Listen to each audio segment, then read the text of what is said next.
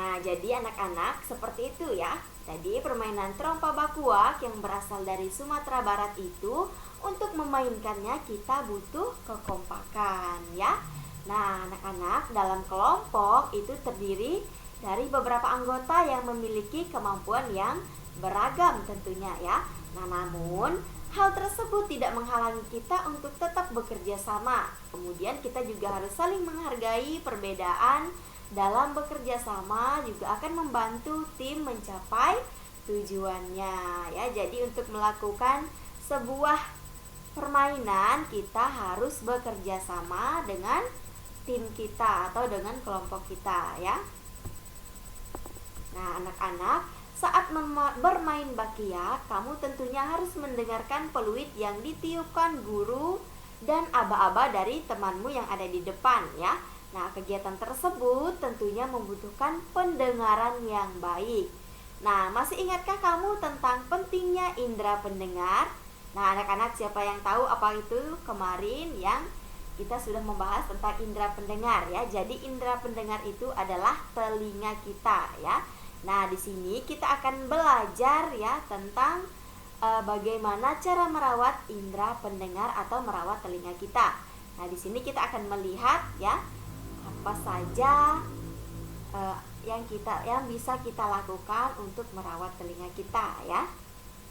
Nah, anak-anak bisa perhatikan di sini ya bagian-bagian telinga dan cara kerjanya. Nah, di sini ada gambar tentang organ telinga.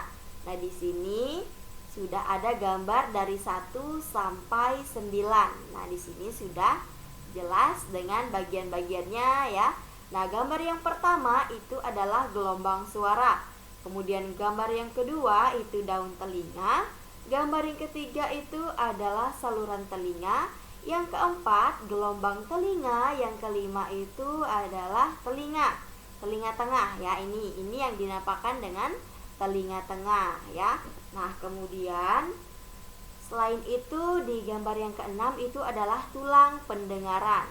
Nah, ini adalah yang dinamakan dengan tulang pendengaran ya. Kemudian ada nih telinga bagian dalam ya. Nah, kemudian yang terakhir itu adalah saraf. Nah, ini adalah bagian-bagian telinga dan cara kerjanya. Nah, di sini anak-anak, beragam bunyi berasal dari benda yang bergetar. Getaran dari suatu benda akan mengakibatkan udara di sekitarnya juga bergetar. Nah, getaran tersebut menimbulkan gelombang bunyi yang ada di udara. Nah, benda-benda yang bergetar dan menghasilkan bunyi disebut dengan sumber bunyi. Nah, anak-anak, bunyi kemudian merambat melalui udara yang ditangkap oleh gelombang atau oleh gendang telinga. Nah, getaran bunyi yang mengenai gendang telinga yang berupa selembar kulit tipis.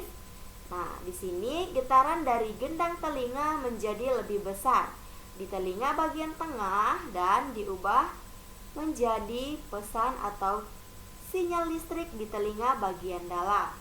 Nah, jadi anak-anak, sinyal tersebut ya itu kemudian diteruskan oleh syaraf kita, kemudian diteruskan kepada bagian pendengaran menuju otak ini tadi ya, yang kemudian menerjemahkan jenis bunyi dari bunyi tersebut. Nah, jadi anak-anak, bunyi yang didengar atau beragam bunyi yang didengar oleh telinga kita itu dia berasal dari benda yang bergetar. Jadi kita bisa mendengar suara bunyi atau benda yang bergetar itu karena getaran bunyi itu mengenai gendang telinga kita tadi ya. Gendang telinga kita yang dihantarkan melalui listrik atau sinyal listrik di bagian telinga bagian dalam. Nah, ini ya, telinga bagian dalam ini. Nah, jadi ketika sinyal listrik di telinga bagian dalam itu menghantarkan bunyi tersebut, maka kita bisa mendengar bunyi itu dan membedakan dari mana arahnya, kemudian asal usul bunyinya itu di mana ya, bunyinya itu seperti apa ya. Jadi itu tadi anak-anak tentang bagian-bagian telinga dan bagaimana cara kerja bagian telinganya ya. Nah, selanjutnya ini adalah cara kita merawat indera pendengar. Nah, di sini yang pertama kita akan melihat bagian-bagian dari telinganya.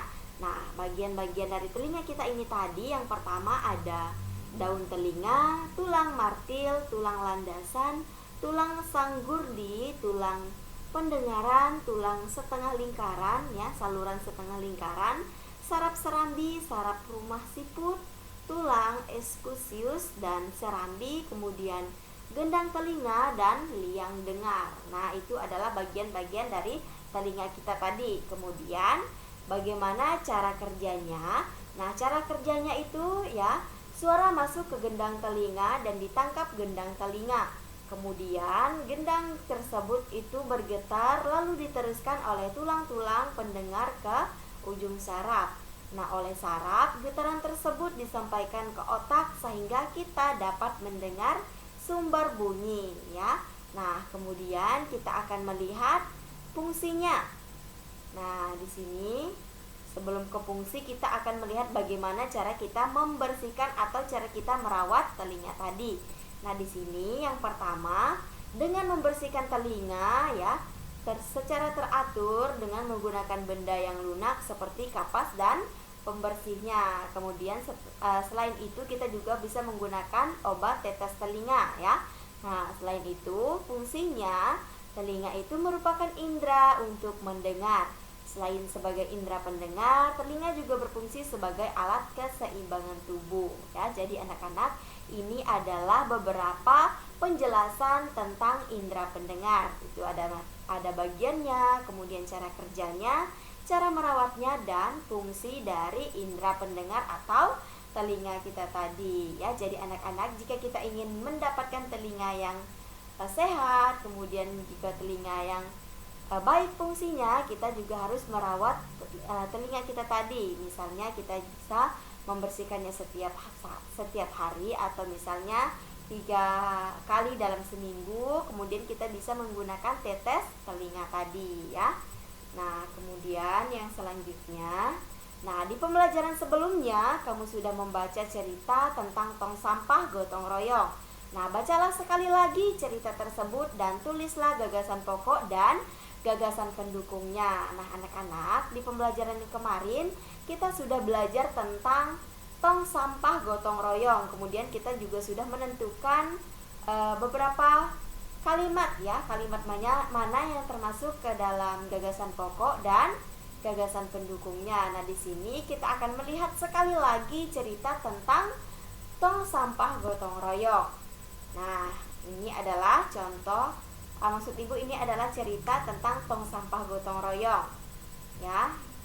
Nah, kemudian yang kedua, nah ini adalah hasil akhirnya dari tong sampah gotong royong yang dibuat oleh Pak Made, Dayu, dan keluarganya beserta masyarakat di sekitarnya ya. Nah, di sini anak-anak, di bacaan tadi ya tentang tong sampah gotong royong, di paragraf yang pertama di sini kita ada 4 kalimat.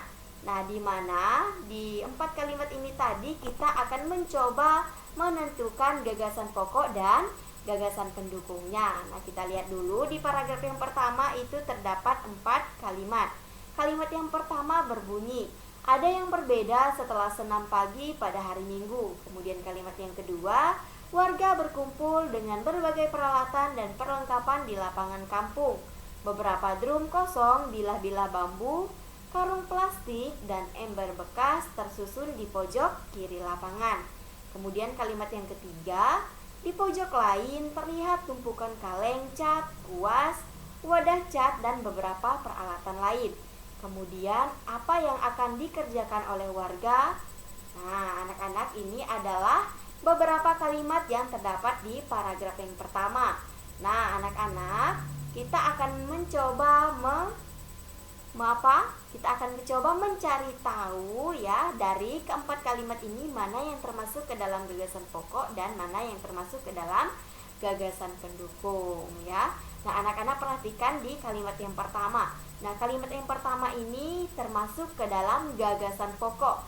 Kenapa ibu bilang termasuk ke dalam gagasan pokok? Karena kalimat yang pertama itu adalah kalimat yang menjelaskan tentang seluruh kegiatan yang ada pada cerita tong sampah gotong royong.